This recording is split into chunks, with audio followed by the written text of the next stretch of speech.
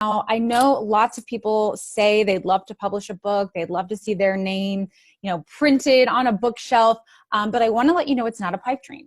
I have published 2 books, one that came out in 2018 and one that's coming out in January of 2023. And I'm one of those people who always had a dream of publishing a book, but I wasn't sure how to make it happen. I didn't think that it would ever actually happen. But through a series of fortunate events and also a little hard work and digging and educating myself on how to get it done, I was able to do it, and thrilled to be able to get a second book deal and publish. But please note, you don't have to get a book deal in order to publish a book. You can self-publish, and I've seen a lot of people do it well. So I'm just going to go over some of my top tips for how to write and publish a nonfiction book. Now, nonfiction is my expertise. Fiction is a little bit different, but considering a lot of the people here at America's Future are working in policy issues, or you're, in the thick of your careers, centered on something that is something you care about, maybe a nonfiction book is what you're looking to write. And so here is what I have to speak with you guys about today. There are some secrets of the trade that you wouldn't know unless you went digging. So I want to tell you a few things. First of all, if you're writing a book for money or fame, you're not going to get very far. Even the largest advance for a first-time author is pretty small. We're talking thousands of dollars for the many, many hours that you put in. You're going to end up making about 5 cents an hour. But no, really, you should have heart and purpose behind the book before you even begin. And second, ask yourself, do you have the expertise in the subject matter to thoroughly and accurately write about it? What makes you a good person to write this particular book? Ask yourself that question. Something that you want to confidently map out.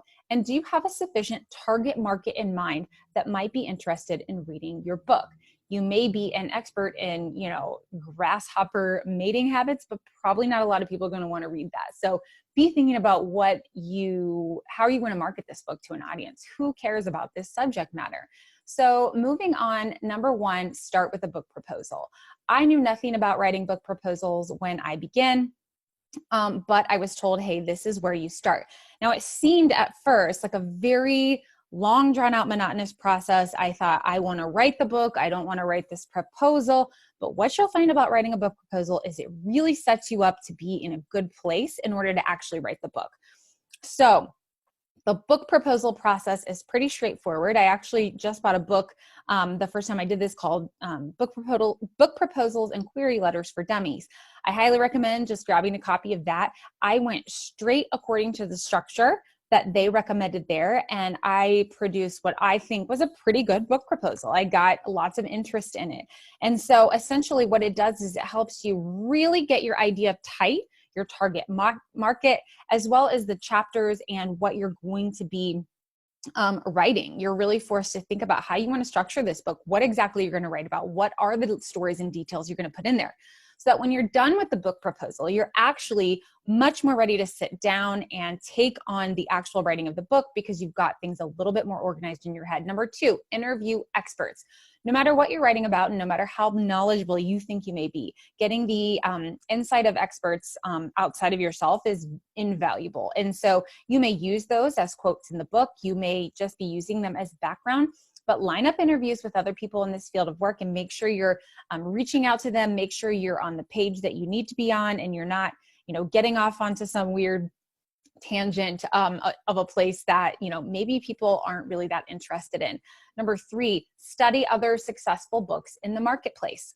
So this is one of the things that you'll find as you write your book proposal. You'll have to pick a few books that are similar to yours that were successful. And so looking at those books and seeing what made them successful. What was it about these particular books, these subject matters, and these target audiences that drew people to them? How can you imitate that in some way? Of course, your book is going to be different. It's going to have its own unique set of qualities and things that you're talking about and people you're reaching out to, but really thinking about how those successful books of a similar nature drew people in is going to be an important part of your thought process. Number 4, sketch out your target reader. Sometimes people call this an avatar. It's used in business. It's used everywhere. But you need to think about who is going to read this book. What do they look like? What do they do on a daily basis? What are, as we've heard in marketing so often, what are their felt needs? What questions are you answering for them? What problems are you solving for them? One of the things I was told when I was writing my books is write your book to one person. Who is that one person you are writing to? Otherwise, you'll be thinking too broadly, but you want to get an archetype of a person in your head and be writing to that person. Number 5, use the note card method. Okay, so once you've got your proposal, that really helps you get organized. But something that I used when I was writing my second book is the note card method. So I got a whole bunch of different colored index cards, like extra large index cards. And I took each chapter and sort of, if I didn't have a title, just put the chapter or the theme or the subject or whatever on each card. And then you fill in underneath each card with other cards of the things that you're going to write about. So for example, you'd see chapter one, and then underneath it, you might have, I'm going to put this story in chapter 1. I'm going to put this quote in chapter 1. I'm going to put this reference in chapter 1. And so you're sort of laying everything out in a way that you can visually see it before you put it on the paper.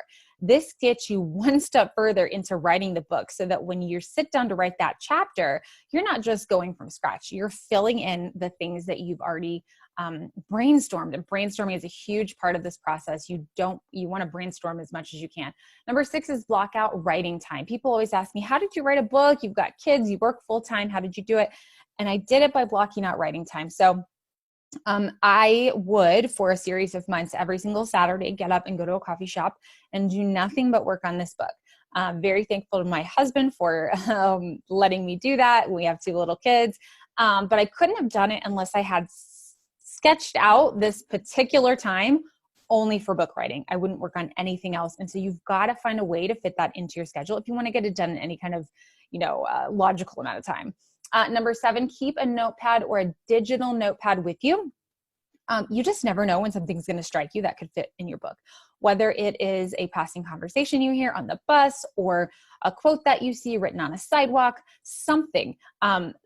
These little tidbits that can become part of your book, part of your story, examples, ideas, comparisons, all kinds of things, they will slip from your memory if you don't write them down. And sometimes the best examples can come from just these random moments in life where you're not even thinking about your book. And so keep a notepad so that you can just quickly jot it down and come back to it later. Otherwise, you're going to miss a lot of, examples that may be really helpful for your book. Number 8, use an organizational program like Scrivener. So there are all kinds of different programs you can use to organize your book. My first book I wrote on Word documents. Don't recommend that. It gets very confusing and hard to navigate. Second time around, I used a program called Scrivener. I think it costs about $50. And essentially, there's a lot of things you can do with Scrivener. But the most helpful thing for me, and I basically just use the basic side of it, is that it allows you to break up your book by chapters. So you don't have to search, scroll down 50 pages. You just go, here's the tab for chapter 1. And it allows you to go into chapter 1. It allows you a place for links and references and notes and all kinds of things that you want to include. So in essence, it's just a digital organization tool. But I found it really helpful for not getting overwhelmed and being able to look at one chapter at a time. Okay, number 9, don't forget the arc. So this may not be fiction, but nonfiction needs an arc too. Otherwise, why will people keep reading the book? You need to give them something to look forward to feel like they're moving forward and to feel like they have a reason to read till the end. So each chapter should end with a little mystery. Give them a little treat to show them, hey, you got to keep reading or you're not going to figure out all the secrets or you're not going to find out all the information. So be thinking about arc throughout the book, but then throughout each chapter as well. And number 10, always remember the reader. I know this may seem obvious because it's your book, but it isn't about you. It's about the reader. How are you speaking to the reader's needs? How are you answering their questions? How are you comforting them? How are you reassuring them? How are you making them feel like this is money well spent? So always take it back to the reader when you have a question. You want them to walk away feeling like they have made steps forward. They have learned what they wanted to learn. They have made progress in their life in some way. Now, I know this is just a very quick list and I could talk much longer about each one of them, but I wanted to give you just a start, just some of the thoughts that I've had and wanted to share with people about writing nonfiction.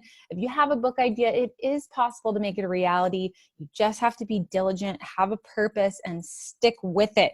Make a commitment to it. So I wish you luck in all of your book writing, and I hope that I will see some of your bylines in bookstores. Let me know if you have any questions in the comments. Happy to answer them. You can reach out to me on social media, twitter.com/Ericka Andersen, or Instagram, Ericka_Andersen. All the places, Ericka Andersen, and you can check out my books on Amazon. Just Google my name and you'll find both of them. Thank you so much, and it was great to talk with you guys today.